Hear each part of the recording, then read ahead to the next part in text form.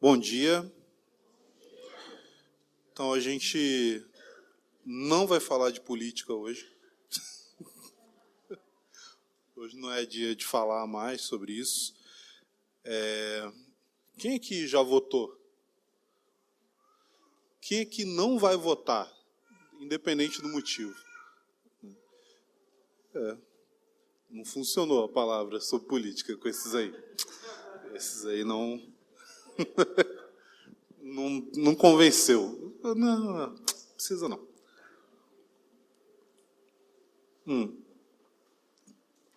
A gente vai continuar com a nossa série aqui sobre Romanos. Se você está com sua Bíblia aí, já pode abrir em Romanos capítulo 8. Vamos ler Romanos 8, do versículo 26 ao versículo 30. Romanos 8, do 26 ao 30.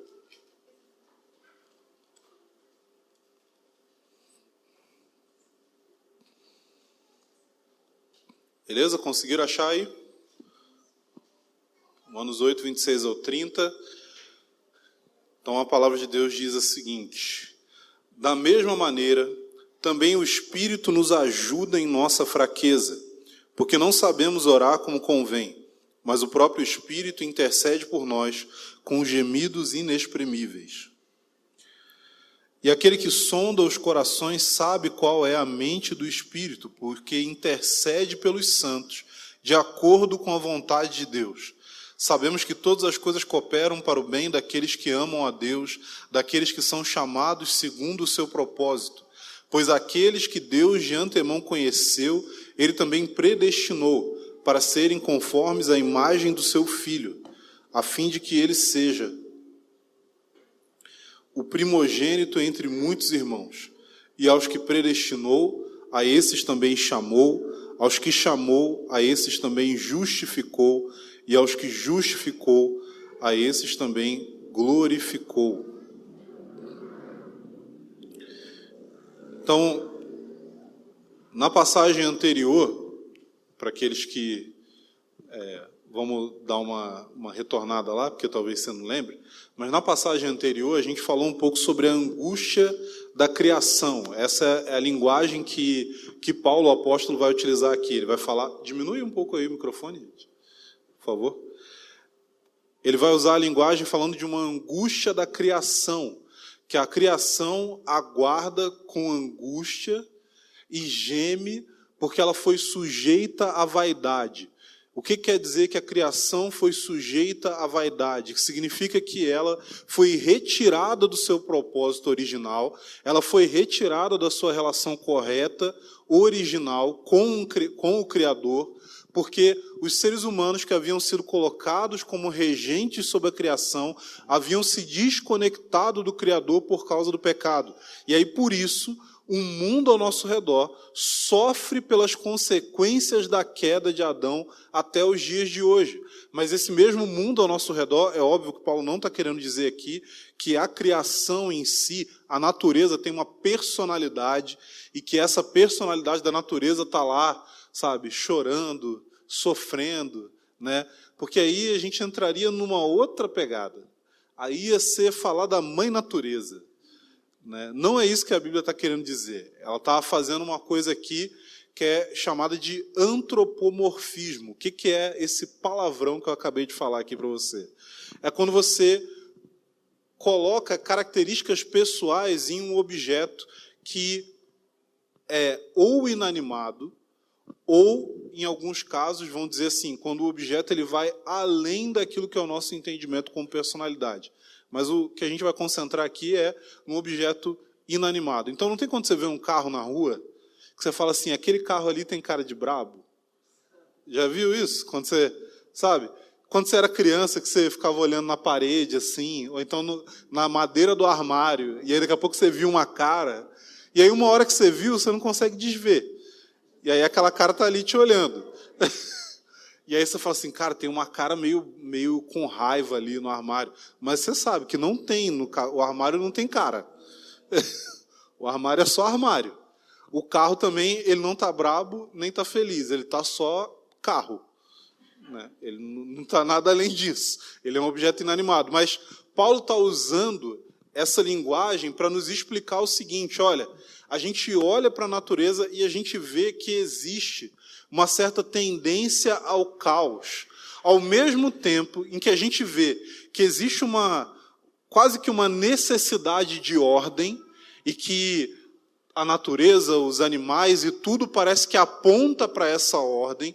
Existe também uma característica caótica, onde você vê que, assim, cara, tudo é tão bonito, mas parece que alguma coisa está fora do lugar. Parece que alguma coisa deveria ser diferente. E é daí que vem as utopias humanas, os pensamentos que a gente cria quando você vê aqueles filmes, assim, uma sociedade no futuro que é perfeita, sabe, que tudo funciona, que todo mundo... Nunca é verdade nos filmes, né? Sempre tem uma sociedade dessa, sempre tem um negócio ruim por trás, e aí a utopia vira distopia, vira um negócio ruim. E aí o personagem principal descobre. Mas a questão é que existe um negócio dentro de nós que olha ao nosso redor e pensa assim: cara, tudo poderia ser melhor. Tudo poderia ser mais perfeito. Parece que falta pouco para a perfeição.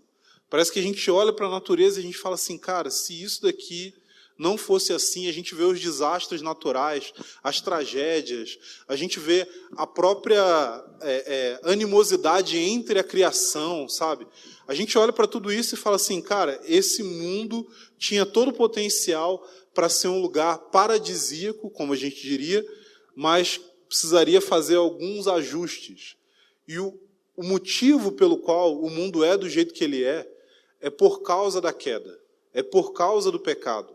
Não é à toa que todo ser humano tem dentro de si uma esperança de algo maior e melhor do que a realidade que a gente experimenta. Mas parece que essa esperança, ela não é fundamentada na realidade. Parece que a gente olha ao nosso redor e não tem nada que seja uma referência clara a essa perfeição que a gente idealiza na nossa mente e no nosso coração. Mas isso, na verdade, é o que Deus criou. Deus criou um mundo perfeito. Mas esse mundo perfeito foi colocado debaixo da autoridade dos seres humanos. E os seres humanos decidiram, optaram por um caminho de imperfeição, por um caminho de independência, por um caminho de quebrar esse relacionamento correto que se tinha com o próprio Deus em relação ao todo da criação, mas principalmente em relação a nós como pessoas. Então, quando acontece isso, a gente vê que a criação experimenta essa angústia e depois a gente é apresentado, pelo mesmo autor aqui, por Paulo, a angústia que existe dentro de nós. Ele fala: a criação, ela suporta angústias e geme, aguardando a sua redenção. Mas Paulo depois vai dizer: nós também, no nosso interior, gememos, porque nós temos uma angústia que aponta para aquilo que é a nossa esperança, que é a redenção do nosso corpo. Aquilo que o apóstolo vai chamar de adoção. Ou seja, existe uma angústia dentro do ser humano que fala a respeito da nossa própria imperfeição. Ela fala da imperfeição que a gente vê ao nosso redor, mas talvez ela é muito mais forte em relação à imperfeição que nós encontramos em nós mesmos. Nós olhamos para nós, seja para a nossa capacidade de fazer o que a gente mesmo acha correto. Sabe, todo mundo... Esses dias eu estava conversando com um menino que estava lá em Montemor e tal, e aí ele falando que ele... todo mundo ficava falando para ele que ele tinha que entrar para o ministério, que ele tinha um chamado pastoral, e ele falava assim: cara, eu não vejo isso porque eu não tenho paciência com as pessoas. E ele falou assim: eu não consigo ter paciência e tal. E eu falei: cara, deixa eu te explicar uma coisa. Tipo, o moleque tem 17 anos. Eu falei assim: você não vai ter paciência com 17 anos. Ninguém tem. Se alguém tem paciência com 17 anos, cara, poxa, Deus tem misericórdia dessa pessoa, porque ela já sofreu muito. Sabe? Nenhum cara de 17 anos é paciente. Eu falei com ele: ó, eu vou te falar o que vai acontecer. Você ainda vai experimentar muita coisa. E a sua paciência com os outros vai aumentar na medida que você se decepcionar com você mesmo. Porque no fim é isso. Por que a gente não tem paciência com as pessoas? Porque a gente pensa assim, eu faria melhor.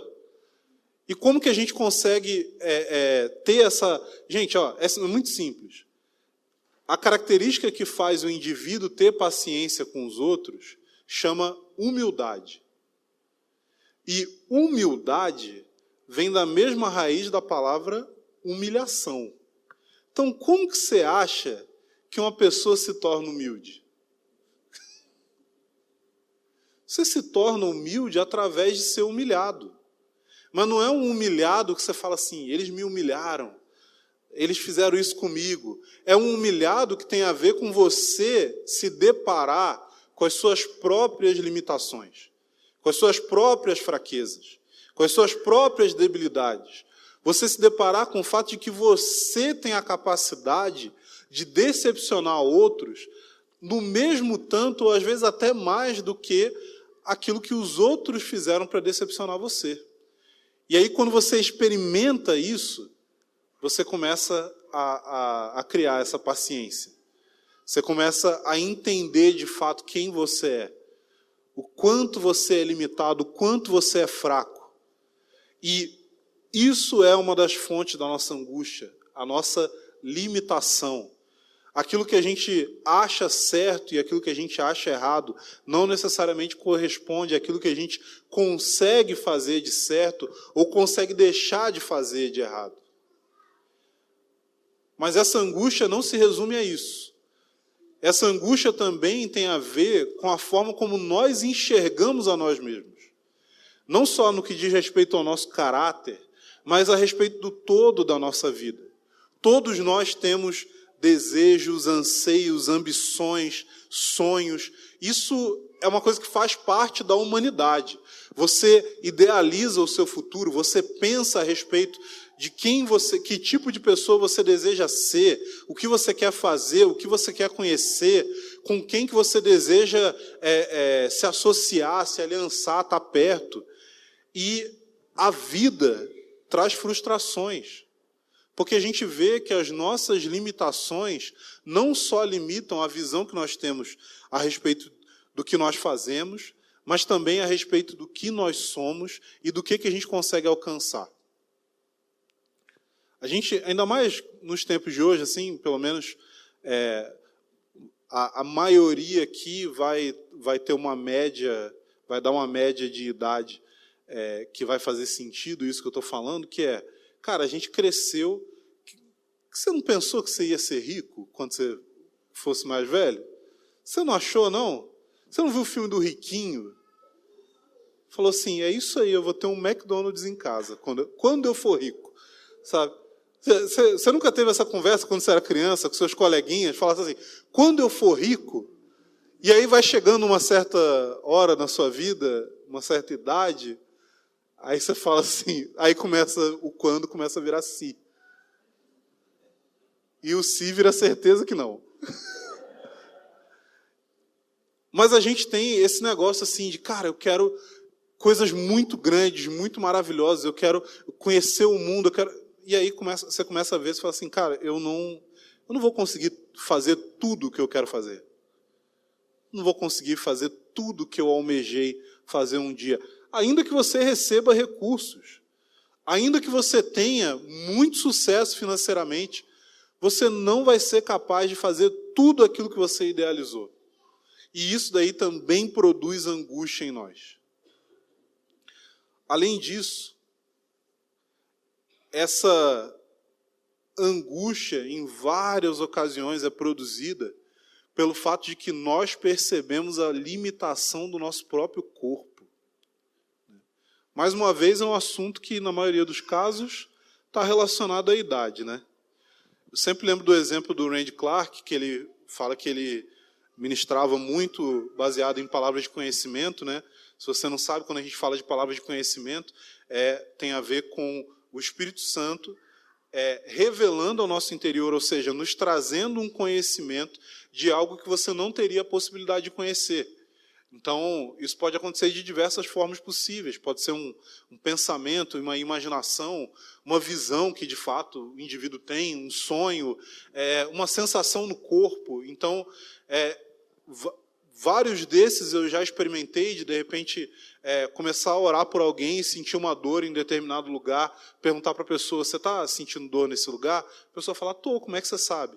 Eu lembro uma vez que eu tive um sonho com um cara que era instrutor da academia, que ele estava com um negócio no cotovelo, e aí eu cheguei para o cara, quando eu fui na academia, eu falei assim, você tem problema no cotovelo? E esse cara me olhou com o olho arregalado, que acho que ele deve ter pensado assim, você é bruxo, você é alguma coisa assim. E aí, enfim, pode acontecer de diversas formas. O Randy Clark falou que ele experimentava muita palavra de conhecimento através de sensações físicas. Então ele sentia uma dor no joelho, e aí ele chegava no lugar e falava, gente, alguém aqui está sentindo dor no joelho? Assim, assim, assim, ele explicava como é que era a dor, e aí algumas pessoas levantavam a mão e tal, ele orava, e na maioria das vezes essas pessoas eram curadas.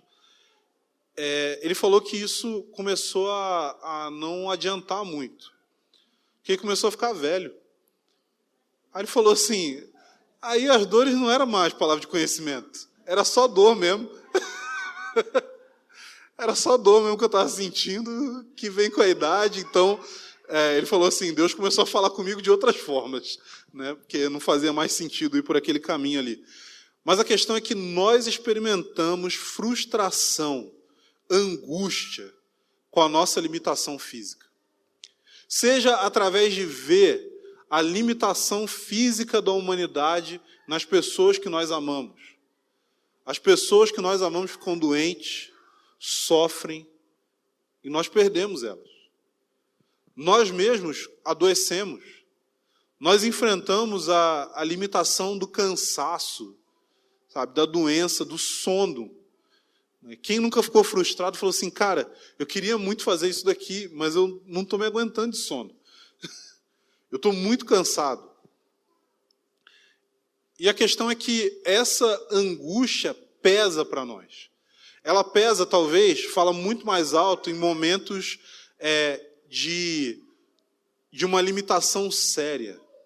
Ou quando nós somos confrontados com a nossa própria finitude. Quando a gente começa a encarar a possibilidade da morte. Às vezes, nem que seja por um pensamento. Sabe? Tem pessoas que são mais sensíveis a isso do que outras, né?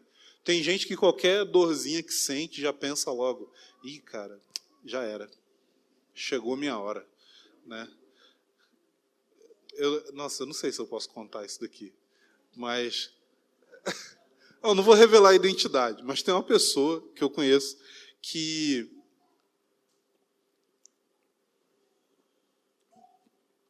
estava em casa, esse casal, e aí a esposa começou a sentir dor no peito. E ela ficou desesperada, ela pensou que estava infartando. E pediu oração para o marido orou. E aí ele orou por ela e tal, e aí, assim, era gases. Então, às vezes, nem mas assim, só você se deparar com o pensamento, porque não é uma coisa que a gente fica pensando o tempo todo, mas quando a gente se depara com essa realidade, isso daí pesa no nosso coração. Tem um pastor e teólogo brasileiro, o Jonas Madureira, ele diz o seguinte, ele falou, o ser humano, ele não tem angústia, ele é angústia. Porque isso faz parte da nossa constituição. Isso faz parte de quem nós somos. Porque nós fomos criados para algo que vai muito além do que a gente pode experimentar aqui nessa vida. E o fato de ter sido criado para algo maior do que aquilo que a gente pode ver, ou mesmo experimentar aqui, faz com que nós andemos angustiados. O centro dessa angústia, a fonte disso tudo,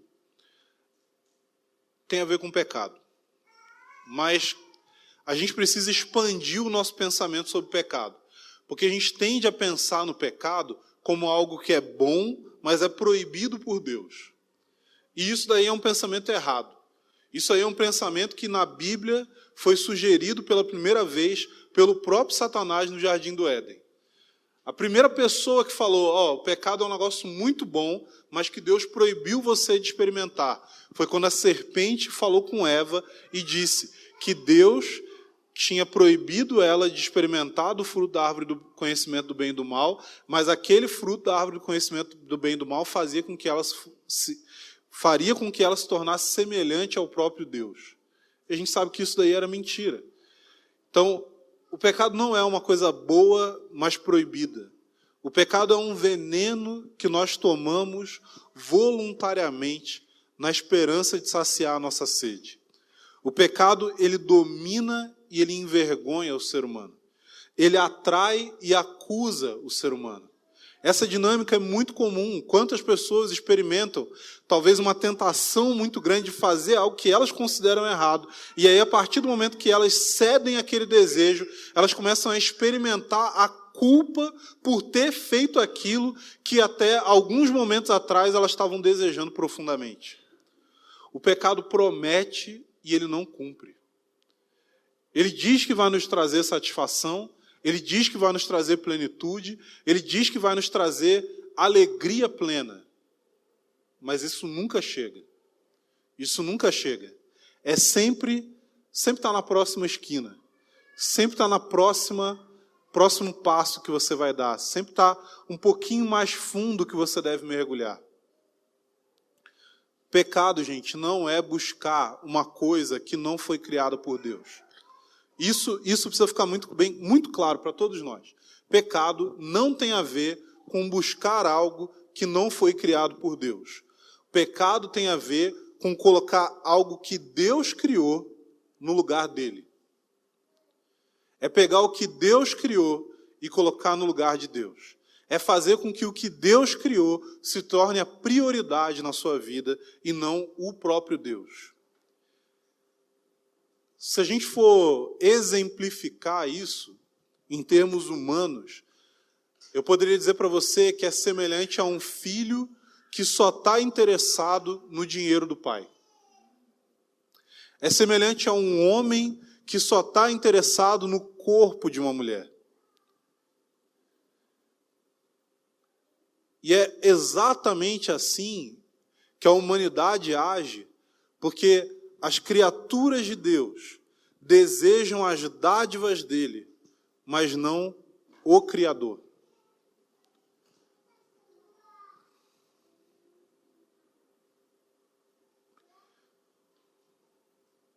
A fonte da nossa angústia é que nós fomos criados por ele, mas nós também fomos criados para ele. E nada além dele vai satisfazer a nossa alma. Quando eu falo que nada além dele vai satisfazer a nossa alma, o que eu quero dizer aqui para você é que nada além de um relacionamento pessoal com ele. Somente conhecendo a Deus, amando a Deus, andando com ele, relacionando com ele. Porque a gente não está falando aqui de um Deus que é um Deus distante, que simplesmente criou todas as coisas e não tem mais nada a ver com esse universo. A gente não está falando de um Deus aqui cujo interesse principal é a nossa obediência, porque Deus exige a nossa obediência, assim como um pai amoroso exige a obediência dos seus filhos, pensando naquilo que é melhor para eles. Ninguém vai chegar para um pai que está falando assim, menino, tira o dedo da tomada. Fala assim, que egoísta, né? Assim, você não quer deixar a criança curtir a tomada. Ninguém vai pensar isso daí. Os mandamentos de Deus não têm como objetivo simplesmente satisfazer um capricho dele. Os mandamentos de Deus têm a ver com o fato de que Deus sabe que o pecado é algo que nos destrói. É algo que destrói a nossa mente, a nossa personalidade, a nossa identidade. Porque Ele nos criou para algo.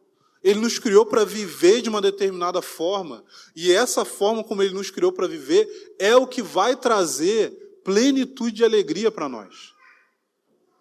E quando a gente quer sair fora disso, nós, na verdade, estamos buscando aquilo que é mais prejudicial. A questão é que Paulo fala aqui sobre essa angústia que nós temos. E ele fala sobre um outro problema que cada um de nós tem também. É que além de experimentar essa angústia, mesmo quando nós nos voltamos para Cristo, mesmo quando nós encontramos com Deus, mesmo quando nós nos rendemos a um relacionamento pessoal com Ele, nós começamos a experimentar a vontade de Deus na nossa vida. O que acontece é que a nossa mente ainda é afetada pelo pecado. E na nossa confusão, a gente não sabe o que a gente precisa. E isso é uma coisa que a gente erra constantemente. Nós julgamos que precisamos de algo e buscamos isso que a gente acha que precisa, quando na verdade aquilo não tem nada a ver com o que o seu coração realmente precisa para crescer e amadurecer e experimentar plenitude e satisfação. Ou seja, parte do problema é que nós precisamos de algo. Na verdade, nós precisamos de Deus. Mas, em meio a essa experiência de precisar dele, a gente se perde naquilo que é a nossa verdadeira necessidade. E a gente faz orações a respeito disso. A gente acha que o nosso problema é dinheiro. A gente acha que o nosso problema é sucesso. A gente acha que o nosso problema é o que as pessoas fizeram conosco. Mas, na verdade, a gente não sabe direito quais são os nossos problemas reais. E Deus não exige de nós, preste atenção que isso é muito importante. Deus não exige de nós que nós empreendamos uma jornada para descobrir exatamente o que a gente precisa. O que Deus faz é que Ele coloca o seu Espírito dentro de nós. E esse Espírito que habita dentro de todos aqueles que creem, é dito para nós que Ele mesmo intercede em nosso favor. Nós somos criaturas que buscamos as coisas erradas nos lugares errados. Mas Deus não é alheio, indiferente à nossa fraqueza. Deus, Ele conhece a nossa fraqueza e Ele coloca em nós uma esperança, que é o seu próprio Espírito. Diante das angústias que nos cercam, do pecado que nos atormenta, a gente não sabe o que a gente precisa pedir ou pelo que a gente deve clamar. Mas Deus, Ele não só se compadece da nossa aflição, Ele se torna participante dela. Isso é um princípio a respeito de quem Deus é. Deus não é um Deus impessoal. Deus é um Deus pessoal. Deus não simplesmente envia uma ordem. Ele vem em pessoa. Deus não simplesmente dá uma lista de regras que você deve seguir, mas Ele te chama para um relacionamento. E nesse relacionamento, o Espírito Santo que habita dentro de nós, Ele sabe que a criação geme e se angustia. Ele sabe que nós nos angustiamos no nosso interior, mas aí o próprio Espírito participa da nossa angústia e Ele também experimenta isso. A diferença é que Ele sabe o que fazer com isso. Porque quando o Espírito Santo, e quando eu falo do Espírito Santo, eu estou falando é uma das pessoas da Trindade. Nós cremos em um só Deus, que existe eternamente em 3 pessoas. Ou seja, não é um poder que habita dentro de você, não é uma criatura de Deus, não, é o próprio Deus que habita dentro de você quando você crê e quando você se arrepende dos seus pecados. E o próprio Deus habitando dentro de você, Ele abraça a sua angústia, Ele torna essa angústia dele, e Ele torna essa angústia em intercessão. Ou seja, o Espírito comunica com o Pai a respeito daquilo que você sente profundamente, mas Ele sabe dizer para o Pai do que você precisa. Fala aqui que Ele intercede por nós com gemidos que não podem ser explicados com palavras. Ou seja, não é uma intercessão em que ele está dando uma lista de coisas que você precisa, não. Ele está transmitindo por aquele que governa todo o universo o coração dele em relação à sua dor, em relação ao seu sofrimento, em relação à sua necessidade.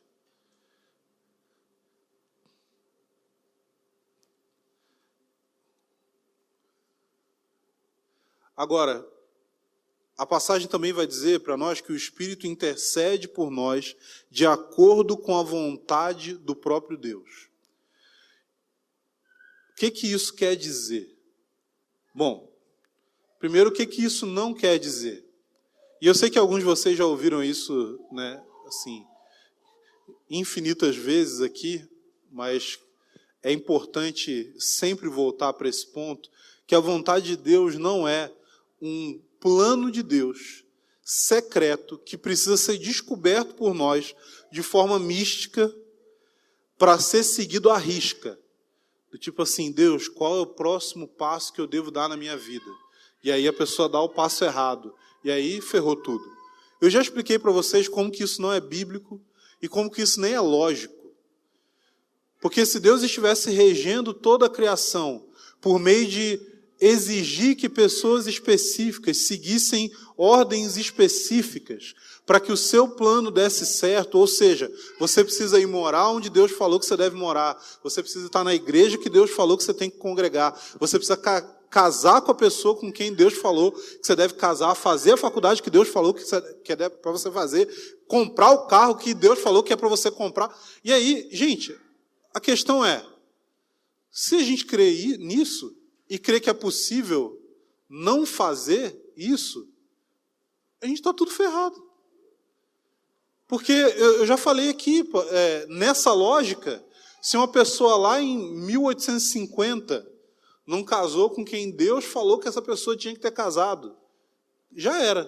Todas aquelas pessoas que deveriam existir depois foram eliminadas. Né? Mas vamos sair do campo da filosofia, vamos voltar só para a questão teológica, que é a vontade de Deus não é um mapa que Ele te deu para você seguir cada passo. Pelo menos não no sentido dessas decisões que eu falei aqui. Essas decisões, elas precisam ser tomadas de acordo, óbvio, com aquilo que é correto, de acordo com a palavra de Deus, com aquilo que é sábio, de acordo com a palavra e com a realidade ao seu redor. E também não são decisões que devem ser tomadas sozinho. Você nunca deve andar sozinho. Uma pessoa solitária, ela está entregue às suas próprias limitações. Mas Deus fez as coisas de um jeito, de uma forma que as nossas limitações, elas são complementadas por outros.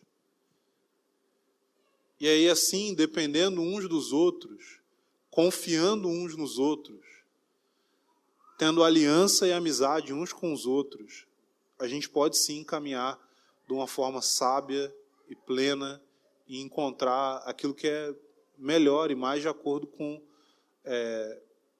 aquilo que vai produzir fruto para o reino de Deus. Mas essa vontade de Deus aqui não está falando desse tipo de vontade. Essa vontade de Deus aqui está falando de algo que é muito mais claro e, ao mesmo tempo, muito mais profundo. Essa vontade de Deus que é falada aqui é a vontade de Deus de que você seja 100% dele. Totalmente dele. É a vontade que Deus tem de ter você por inteiro. Em João 17:3, Jesus disse o seguinte, que a vida eterna é conhecer ao único Deus verdadeiro. A vontade de Deus para você é que você experimente a vida eterna. E a vida eterna tem a ver com conhecer a Deus, não conhecer só fatos a respeito de Deus, mas conhecer a pessoa dele, relacionar com ele. Jesus vai continuar depois em no mesmo capítulo, João 17, do versículo 20 ao 26, dizendo assim: não peço somente por estes, falando dos seus discípulos ali, mas também por aqueles que vierem a crer em mim, por meio da palavra que eles falarem, a fim de que todos sejam um. Ou seja, Jesus estava aqui orando por nós. E como tu, ó Pai, estás em mim e eu em ti, também eles estejam em nós, para que o mundo creia que tu me enviaste. Eu lhes transmiti a glória que me deste, para que sejam um, como nós o somos, eu neles e tu em mim, a fim de que sejam aperfeiçoados na unidade, para que o mundo conheça que tu me enviaste e os amaste, como também amaste a mim. Pai, a minha vontade é que onde eu estou, também estejam comigo os que me deste, para que vejam a minha glória que me conferiste, porque me amaste antes da fundação do mundo. Pai justo, o mundo não te conheceu, eu, porém, te conheci, e também estes reconheceram que tu me enviaste. Eu lhes fiz conhecer o teu nome, e ainda o farei conhecer, a fim de que o amor com que me amaste esteja neles e eu neles esteja. Sabe, algumas pessoas leem essa passagem, elas focam muito na unidade que nós devemos ter uns com os outros. Mas, gente, a coisa mais incrível de João 17 é o fato de que ele está falando, primeiro, que a gente vai ser unido ao Pai, ao próprio Deus, da mesma maneira que Jesus é unido ao Pai. E segundo, está dizendo que Deus nos ama da mesma maneira que Ele ama o próprio Jesus. Gente, tem noção que Jesus e o Pai são um? Eles são um só Deus. A união deles é impossível de ser quebrada. E o que Deus quer transmitir para nós aqui por meio da sua palavra é que eu estou chamando você para uma união que é impossível de ser desfeita. Você tem noção que o amor do Pai em relação a Jesus é um amor que é eterno, no sentido de que Deus é eterno, e Deus eternamente é o Pai, Filho e o Espírito Santo, uma comunidade de amor que nunca teve começo, nem nunca vai ter fim. E Jesus está dizendo aqui que Ele e o Pai vão nos amar com um amor que é eterno, com um amor cujas raízes estão na eternidade e que nunca vai ter fim. Ele deseja você por inteiro. Ele deseja que você pertença a Ele. Não pertença como se você fosse uma propriedade inanimada, mas pertencer no sentido de que alguém que ama outro deseja que essa pessoa pertença a ele, mas ele também deseja pertencer a essa pessoa. E é por isso que a Bíblia usa a figura do casamento para falar a respeito do nosso relacionamento com Deus. Por quê? Porque Deus quer se unir a nós numa aliança eterna, com um amor que não tem fim. E Ele quer que nós sejamos totalmente dele, mas Ele também quer ser totalmente seu. Ele quer que você tenha acesso ao coração dele, sem restrição. E é nesse sentido que a gente vai ler aqui que todas as coisas cooperam para o bem. Todas as coisas cooperam para o bem daqueles que amam a Deus, dos que foram chamados segundo o seu propósito. Ou seja, o que é esse bem para o qual todas as coisas cooperam? É exatamente essa vontade de Deus, a vontade de que nós sejamos plenamente dele. Isso é o bem maior que Deus tem para nós. Não tem a ver com riqueza, não tem a ver com carreira, não tem a ver com essa vida finita, mas tem a ver com a vida eterna. Eu corro risco, ou seja, todas as coisas cooperam para o bem significa que se você crê em Jesus, se você se arrependeu dos seus pecados, se você ama Ele, Deus está totalmente no controle da sua vida. E Ele está apontando ela para um destino específico. Correndo o risco de soar meio coach, aqui, né? Tenha paciência comigo. Olhando dessa perspectiva, que todas as coisas cooperam para o bem dos que amam a Deus, daqueles que foram chamados segundo o seu propósito. Ou seja, tudo coopera para o bem daqueles que Deus conheceu e tomou para si. Cada um dos seus problemas, das suas dificuldades, é um degrau para o seu sucesso. É aí que vem a parte coach. Cada um dos seus problemas é um degrau para o seu sucesso. Mas, e aqui é um grande mais, o verdadeiro sucesso é conhecer a Deus e amá-lo de todo o coração.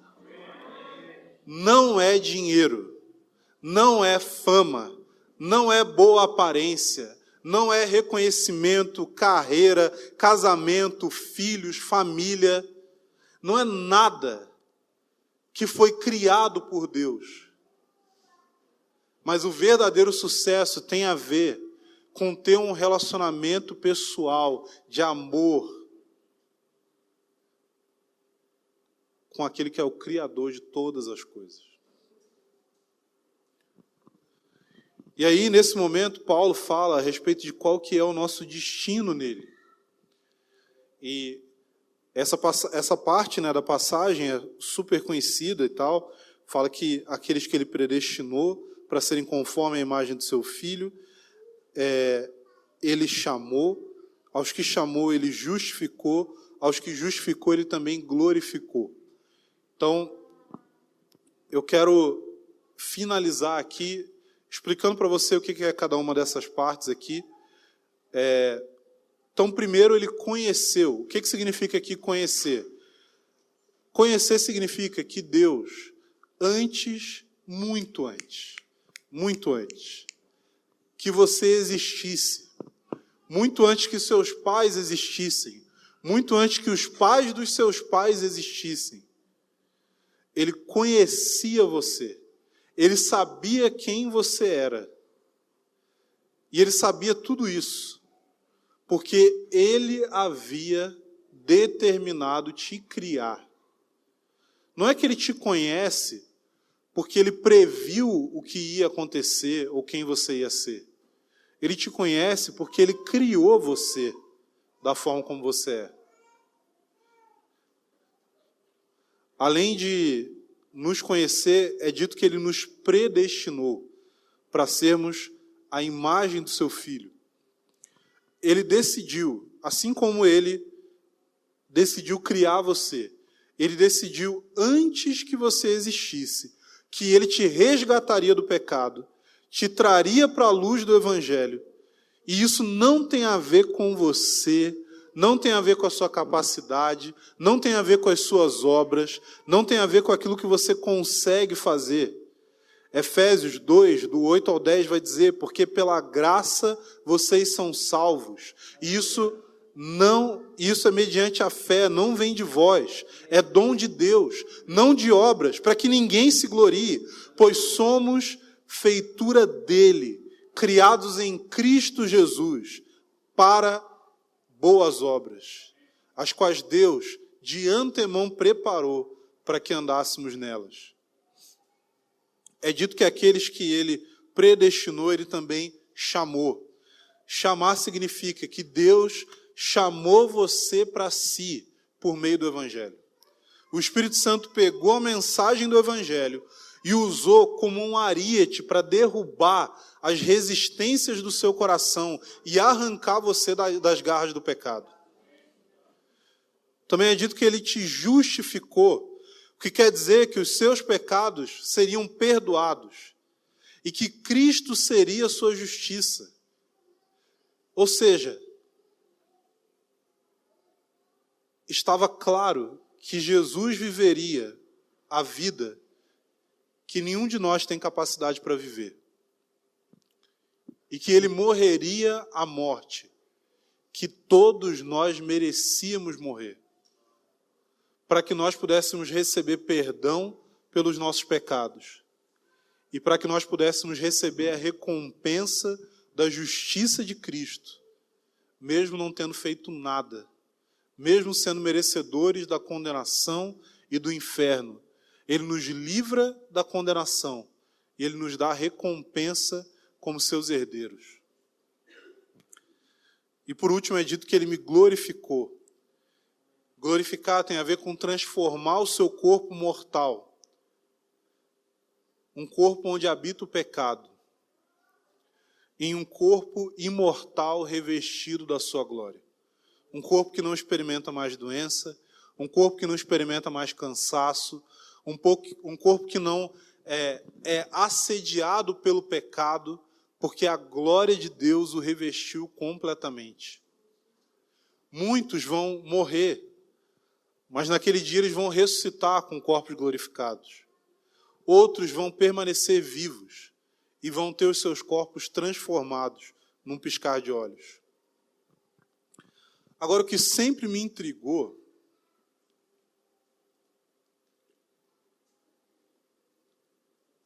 sempre fiquei encafifado com uma certa coisa nessa passagem aqui. A passagem, ela fala a respeito de cada uma dessas coisas como se fosse no passado.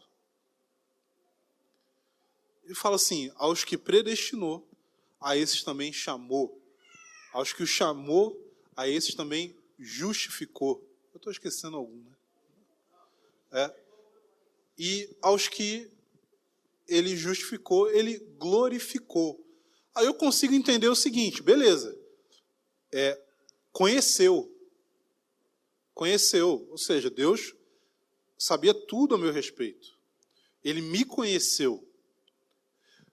Ok, ele me predestinou, ou seja, ele me escolheu, mesmo antes de eu existir. Ok, está no passado.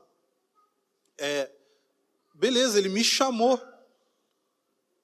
No caso agora, isso está no passado para mim, porque ele já me chamou por meio do Evangelho, eu já ouvi a mensagem do Evangelho. O Espírito Santo já trabalhou no meu interior, eu já me rendi a quem ele é. E aí, beleza, isso está no passado também para mim. Ele me justificou, ok, ele perdoou meus pecados, ele me deu uma herança junto com Cristo, mas ele me glorificou. Tipo, já foi. Como que explica isso? E, assim, eu creio que Deus abriu os meus olhos para compreender o seguinte. Gente, quando Deus me conheceu e me escolheu para ser seu filho, eu ainda não existia. Mas para Ele, eu já era real. Para Ele, eu não era uma possibilidade. Para Deus, eu era uma certeza. Você era uma certeza, você não era uma possibilidade. Se os seus ancestrais casassem certo, aí você ia nascer, né? Ou casasse errado, não sei. Mas a questão é que, não, Deus não jogou dados com a nossa vida. Já era certo que eu existiria. E assim como era certo, assim como era real, com a mesma certeza que ele sabia que eu ia existir, ele me conheceu, ele me escolheu, ele me chamou, ele me justificou, ele me glorificou. O que a passagem está dizendo para nós é que as coisas que têm a ver com o que Deus vai fazer na nossa vida, para Deus, não é que elas pertencem ao passado, mas que elas são plena certeza no futuro. A obra de Deus não pode ser frustrada. Você sabe o que eu entendo ao ler, ao estudar, ao pensar sobre essa passagem aqui? É que a vontade de Deus, de fato, é que você seja 100% dele. E não tem nada que possa impedir que isso aconteça. Não tem nada que possa frustrar o plano de Deus de ter o seu coração por inteiro. Não tem nada que possa atrapalhar o fato de que Deus te conheceu, te escolheu, te chamou, te salvou. E que com toda certeza Ele também vai te transformar. Para que toda essa angústia que diz respeito à nossa finitude e limitação, para que toda essa angústia que diz respeito ao fato de que nós não estamos tão plenamente com Ele quanto nós gostaríamos, toda essa angústia vai ser retirada. Não tem a ver com a sua força, não tem a ver com a sua capacidade, não tem a ver com a qualidade da sua criação, não tem a ver com quantos erros você cometeu ou deixou de cometer no passado. Não tem a ver com o quanto de saúde você tem, não tem a ver com o quanto de capacidade mental, emocional, física você tem. Tem a ver com o plano e o propósito de Deus, que não podem ser frustrados. E a gente pode confiar plenamente nele, porque Ele é poderoso o suficiente para fazer tudo o que Ele determinou. Amém? Vamos ficar de pé?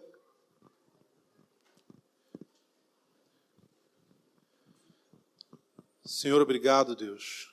Obrigado porque o Senhor é soberano sobre todas as coisas. Obrigado porque a nossa fraqueza, o nosso pecado não pode frustrar os teus planos. Obrigado porque pelo teu poder o Senhor tem nos transformado e vai continuar nos transformando para que nós sejamos mais parecidos com teu Filho Jesus. Obrigado, Senhor, porque diante da angústia, da doença, do pecado, da limitação, nós podemos olhar para você e o nosso coração pode ser renovado em esperança. Mesmo que as circunstâncias ao nosso redor só nos coloquem para baixo, mesmo que as dificuldades que se apresentam diante de nós nos digam que está tudo perdido, a gente pode confiar que o Senhor permanece no controle de todas as coisas. E nós podemos confiar no Senhor. Obrigado, Senhor. Obrigado. Obrigado por quem o Senhor é. E obrigado porque o Senhor nos criou para Ti. Não para os nossos prazeres naquilo que foi criado por você, mas para que a gente encontre um prazer mais pleno, mais santo, mais puro, somente no teu coração, Senhor. Obrigado, Senhor. Em nome de Jesus. Em nome de Jesus.